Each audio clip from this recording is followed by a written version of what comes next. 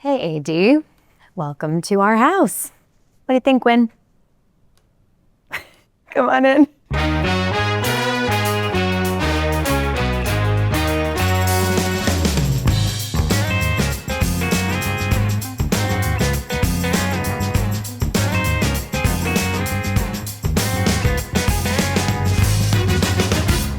This is the entryway. It's the first thing you see when you come in, and we wanted it to feel warm and inviting. We brought this new apartment to life with the help of Zoë Feldman and her wonderful team at Zoë Feldman Design.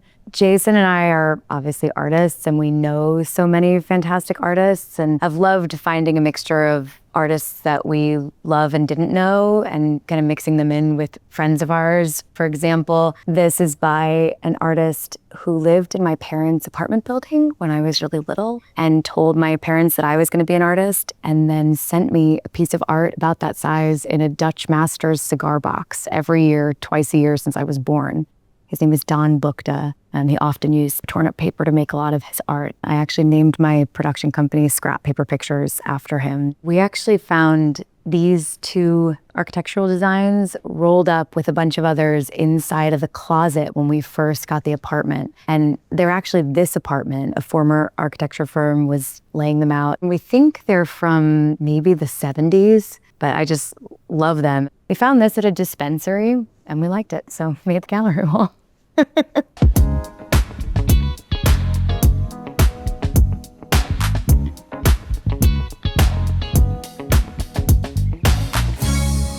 This is my living room. We love to have people over. We love to entertain, love to have friends come visit. And so we wanted a space where a lot of people could gather and get comfy. So very grateful that Jason is not a man who's afraid of pink. And we just talked about this space. We love the light in here and wanted to let the room feel light and bright and welcoming, and then wanted something that drew your eye. Jason and a buddy of his run a company called Looks Like a Great Time. And they made hats and t-shirts and bags, and they decided to try to make a sculpture out of their hats. So this is anything you want it to be, really. It's a bowl, it looks like a great time, and it is a great time. So thanks, Jason, for that one. We knew that we wanted a game table and that it was gonna kind of be a central part of this room. It's the first thing you see when you come in. And so we wanted something that felt special but simple, especially something that goes in front of these beautiful windows. And Zoë and her team found this beautiful table. Got a little light because you need to see what you're doing when you're kicking someone's ass at cards. There's nothing that makes us feel better than having everyone we love around, pulling up random pieces of furniture, playing some games, watching a movie, listening to music. We were kind of looking for the perfect thing to go above the fireplace. And a couple years ago, Jason and I took a trip to Italy, and we had just recently gotten cameras that we loved. And so we were both taking pictures of the scene on this beach, because mostly we thought he was hilarious and also had some concerns about his well-being. But we later found ourselves fighting over who actually took this picture. We have no idea. We have no idea who the photo credit is. It's definitely me. But it's one of those where I feel like it's a little bit like Where's Waldo? The more you look at it, the funnier it gets. Like, I have questions. Dolce Vita, you know? Is this a McDonald's blanket? I think it is. And so much more. There was a period where I moved 11 times in 12 years, and I felt like I never had a place that felt like home. And so it was really important to me that this felt like a place I could land, a place I felt at home in. And so I think this is our final form.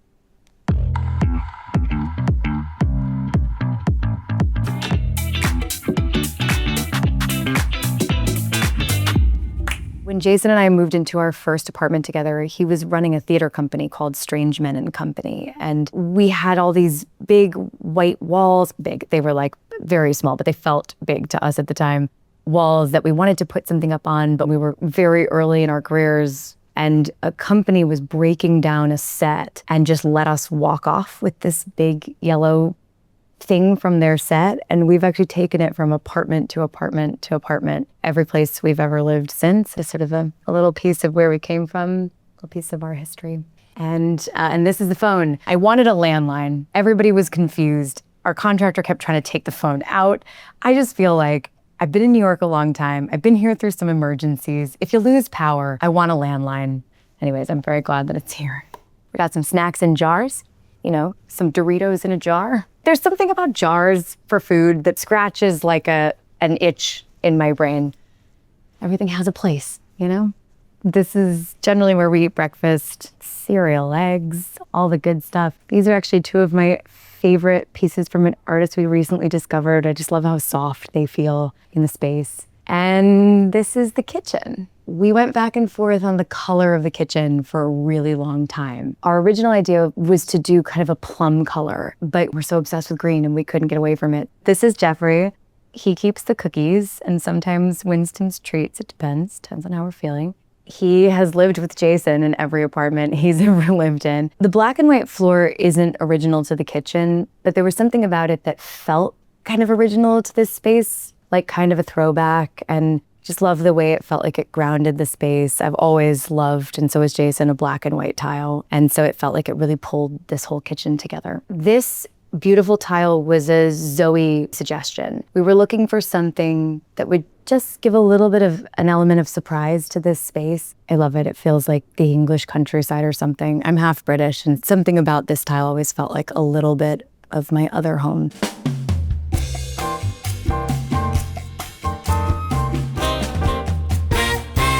There's a little bedroom off the kitchen that we call the boat room because in order to still have access to the closet, we created a contraption that made it so you could open the closet over the bed like a boat.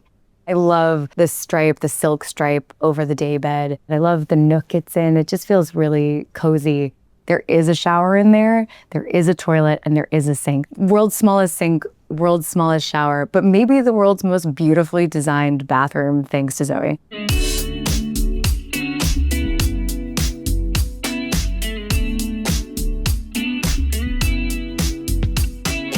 This is the dining room / office area. And this was actually originally one room and we were so tempted to keep it. It felt like kind of a waste of space. And also we felt like we wouldn't use it. We split the room. We were a little concerned about cutting off the light with this bookshelf. And so ultimately we decided to keep the back room light and bright. This was actually up until very shortly before we finished this project. This was going to be a really fun striped wallpaper that we ended up actually putting in the hallway by the elevator instead. And at the very last minute, the bookshelves had been painted this beautiful preference red, I believe it's called. It's my preference.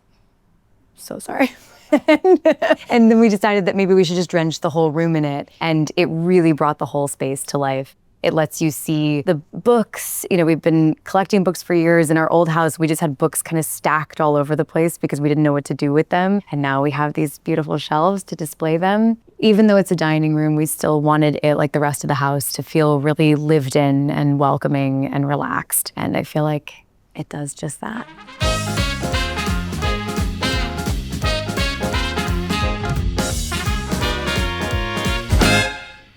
This is my office. Never thought I would have an office job, but I do now. I run a production company, and so I do actually spend time sitting at a desk, working on a computer. We wanted the space to feel light and bright. Gonna need to take zooms in here, needed to be able to separate it from the rest of the house, but also wanted the light to be able to travel through. I'm so obsessed with this beautiful piece Jason's cousin, Lauren Pierce, made for us. I had asked her, if she would mind making a piece for us, and she asked what we wanted it to be of. Talked a little bit about scrap paper pictures, and she incorporated all of this beautiful torn paper, and this piece really makes this whole room come alive. There's a picture that was taken by our fantastic set photographer on Maisel in one of our subway sets, a black and white, that I just thought was so beautiful. And so wanted to figure out a place to put that wasn't like so obvious and is really just for me and nobody else has to look at my face all the time elsewhere in the house.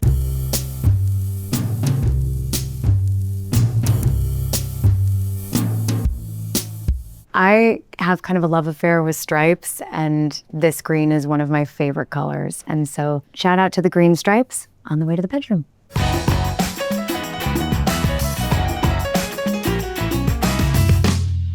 It was really important to me to have a space that felt really peaceful and calm and quiet.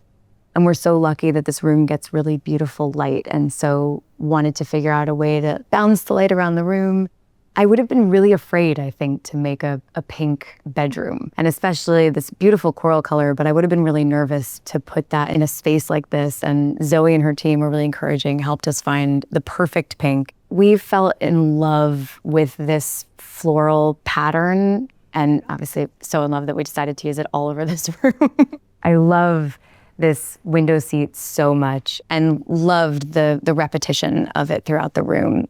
And so we found the stripe, we found the floral fabric, and then we're looking for some ways to keep the room from feeling too vintage.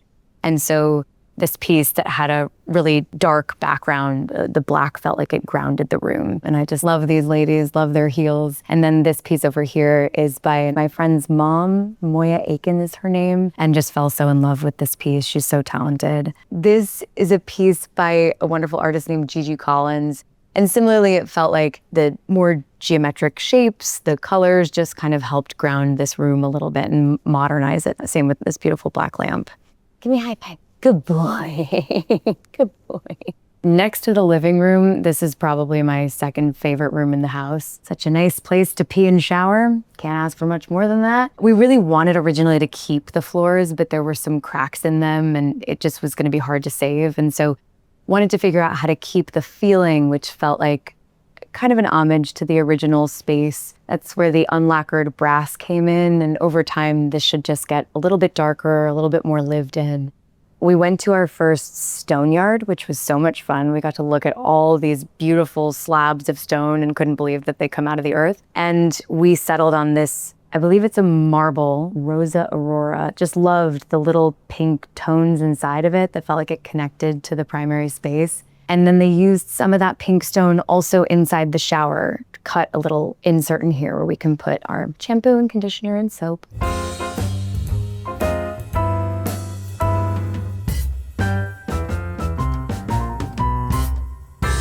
The guest room, we wanted it to be a place that felt fun and maybe different from a space that you might stay in your own house. Have some fun art in there, fun wallpaper. I'm so obsessed with the green floor in the bathroom, this kind of turquoisey green pebble-looking floor. The guest bedroom is also where I put all the things I stole from the Marvelous Mrs. Maisel set. So the rug in there is actually the rug that was in Abe and Rose's dining room. Midge's desk is also in the guest room. You wouldn't know it came from the show, but I know it came from the show. That was such a special time in my life, and so it's nice to be able to incorporate some of the pieces into this apartment.